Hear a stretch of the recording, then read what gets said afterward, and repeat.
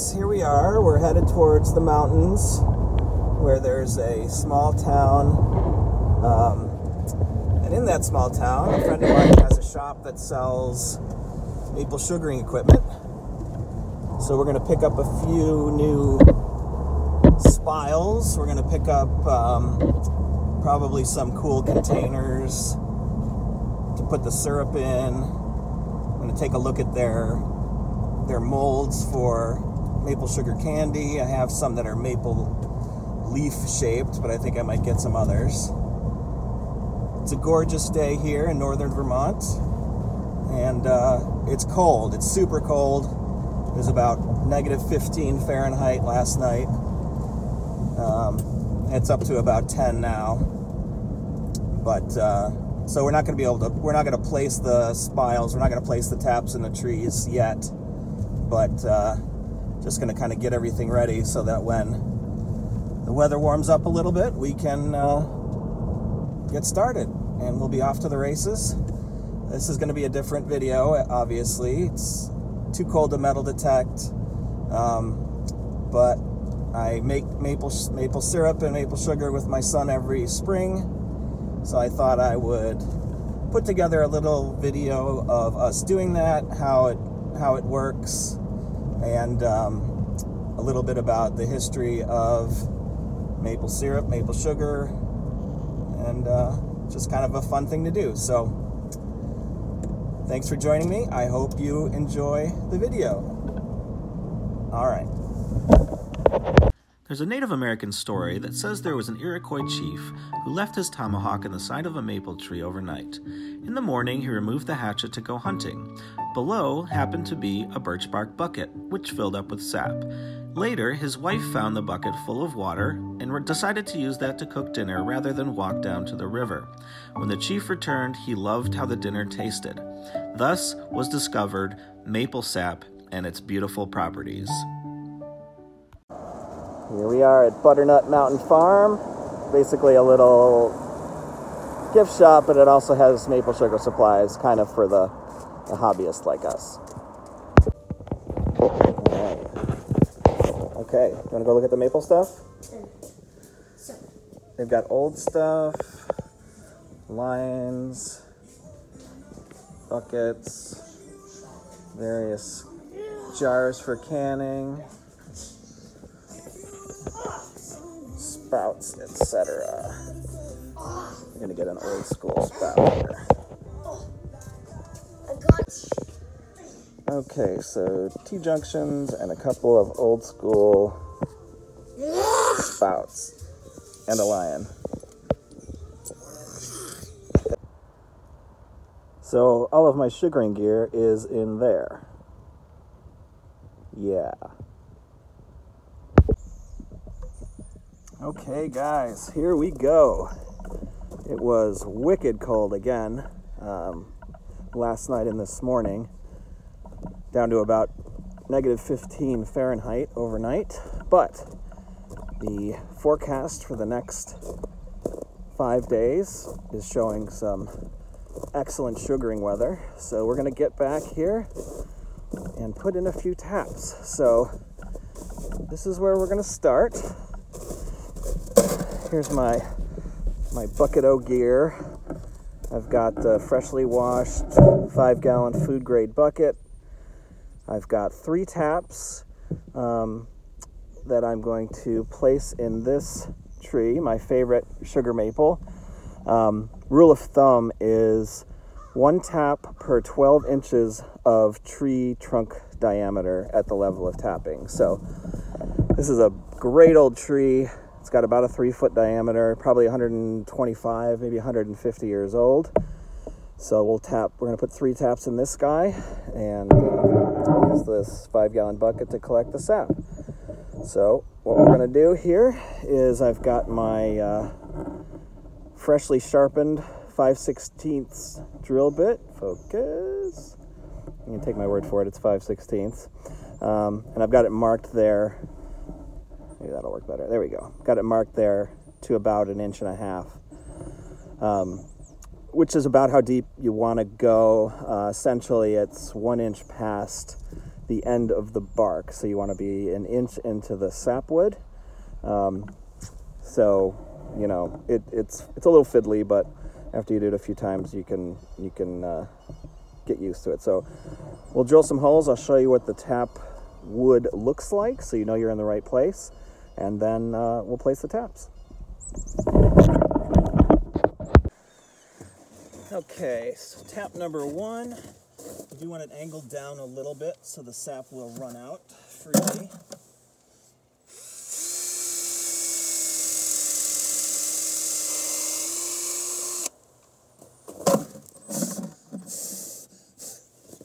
I'm not sure if you could see that, but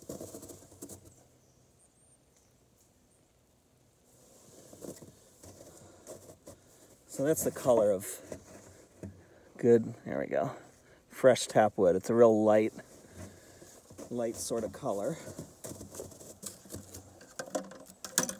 Now with that in place, we'll take our tap, which is this end here. This guy's the tap. This particular one, I have 2 taps hooked up to a T-junction. So what we want to do is pound that tap in right up to the edge of those serrations. So, you know, basically a little less than you drilled the hole, a little space in front of it. So let me do that.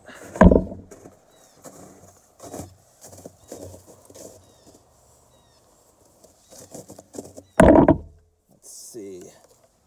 I don't want this to get all wonky, so how do I want to do this here? Something like that, I'm thinking. All right, hopefully this will work.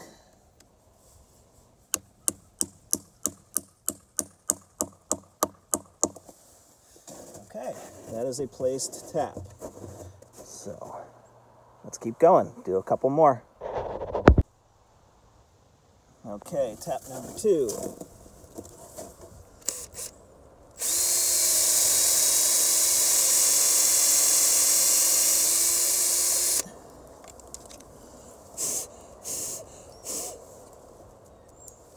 I don't know if you guys could see on that one. Just blowing out the wood chips, but the bark's a little bit thicker in this area, so had to drill a touch deeper to get good purchase in the sapwood.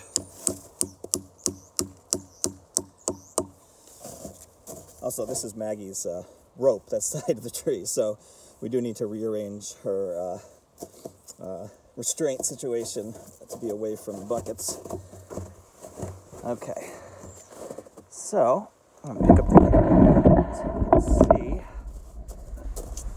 see this T-junction is now connected to tap 1 and tap 2. So this is going to be a good place to set up bucket 1. So what we need to do, there we go, is eventually we'll come out, it's not running today so I don't have to worry about it too much, but I'll come out with a little clip that will hold the T-junction such that it drains right into the bucket there, and then cover it either with a plastic bucket cover or just a couple pieces of aluminum foil. So that's how to tap a maple tree. I'm going to put in about, I don't know, 15 or 20 more. I may put 1 more in this guy, like I said. On a good day with 3 taps in this tree, if it's running well, I can get 2+ gallons of sap out of this tree in one good day. So you don't want to, I can't really wait around to boil the sap. They say sap can, as long as it's outside or in a refrigerated sort of situation, you can keep it for up to a week before you boil it. But if I wait a week, I'm up to my eyeballs in the stuff, and I never have the capacity. So I always try to get on it pretty quickly. So hopefully after this, 4 or 5 days of good sap running, we'll be able to make our first batch. Okay, more work to do. Okay, and that's what these 2 taps look like, all done up. So it would be nice to run the 3rd tap into the same bucket, but I don't have a length of hose. I don't think that's long enough. to get around from the other side of the tree. You want to space the taps out pretty evenly. So I'll just set up another bucket over there on the other side. Prior to contact with Europeans, First Nations people of the Northeast would not have had maple syrup as we think of it today, as they cooked by dropping hot rocks into birch bark vessels. Then French trappers arrived, and they brought kettles of copper and iron that could be placed over fires, boiling sap for long periods of time. This resulted in the production of maple syrup and hard maple sugar. These were two valuable commodities that were traded and very important to the Europeans who first came to the northeastern parts of the country. Okay, so here's the state of things at the moment. This is about 3 days after I drilled those taps. I put in a couple more, and we did get a couple good days of sap run. And then now we have this cold weather and a storm, so it's put an end to the running of the sap, but got about 15 gallons, so I'm going to boil here. So we're going to start. Here's my super fancy setup here with a brand new stainless steel, I guess it's like a brewing kettle. Important to use stainless steel so things don't get into your sap. Little propane ring and some fuel. So I'm going to get the sap on board, light her up, and get it started. Okay, so the fires are lit. This is what maple sap should look like when you start. Crystal clear with maybe just a slight yellow shade to it, but you certainly don't want cloudy in any way because that's bacteria growth. But this stuff is uber fresh, and hopefully by tonight we'll have some uber fresh maple syrup. Stay tuned. Okay, so we've been boiling a couple hours here. As you can see, the level has dropped by several inches. That foamy stuff on top just builds up. It's something that naturally happens. I spoon it off. If you're a large maple syrup producer, they sell this lipid-based stuff that you can add to the sap to make the foam go away, but I don't want to add anything. One ingredient.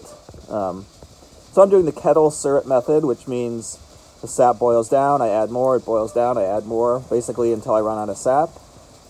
Then I let it boil down to the last probably inch or so in this pot, and then I'll bring it inside to finish on the stove top. That way I'll have better control over the final step, the final stage of the boiling, because it can go from not quite ready to burnt very quickly. Oh, and another thing, the smell of the steam coming off of this pot is incredible. It's got this sweet, woodsy, very outside smell that has become very synonymous with early spring for me. It's something I really look forward to. It's just a wonderful smell. So several more hours of boiling, and then we'll bring it in. Okay guys, so several more hours have passed. It's actually the next day. Maggie, Jeffrey. Mag and Jeffrey, her brother, are out here in the snow. It has continued to snow. The sap is not running. But we have continued to boil, and I'm discovering a problem with my new kettle, my new boiling vessel. It's actually, the stainless steel wall is kind of thin, so I think I'm getting a lot of heat escaping out the sides, which I think will be less of a problem later in the season when the temperature's higher. It's only in the 20s Fahrenheit right now. So it's costing me more propane to boil, essentially, because I'm losing heat.